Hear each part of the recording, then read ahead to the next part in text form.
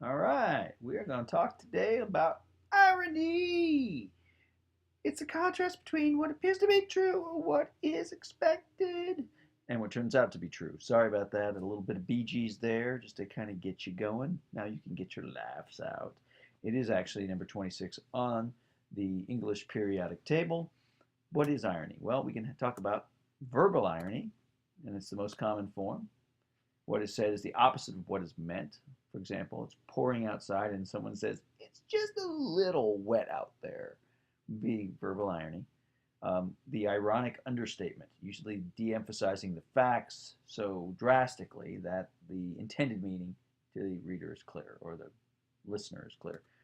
We are most familiar with it with sarcasm, that verbal irony, which usually tends to be a little harsher, maybe mean spirited, but not always. But sarcasm, that verbal irony, is you hear it all the time with high school students and even teachers talking to high school students.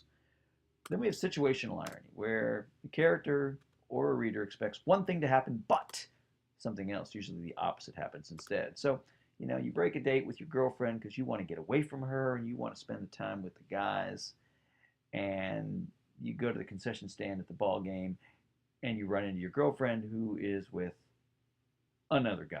Oh my goodness, some situational irony there.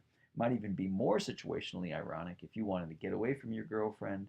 So you made a date to go hang out with the guys, but one of the other guys actually invited your girlfriend to join them unbeknownst to you, and you show up and your girlfriend is there hanging out with you instead. And so you didn't want to hang out with her, and now you have to by making the choice, and it's unexpected. So that both of those would be situational irony. The last one, of course, is that dramatic irony, where it's a contrast between what the character knows and what the reader or the audience knows. And we love the horror movie. I love the horror movie one.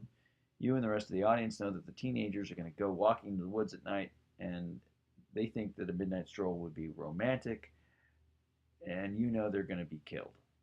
There's that dramatic irony. So, verbal, situational, and dramatic.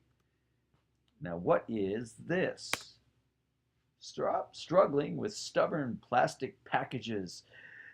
And the cutter itself, of course, is in a plastic package. That would be a pretty good example visually of situational irony, because you would think that one of these package opener thingies would be in a package that would be easy to open, but we all know that these packages are not.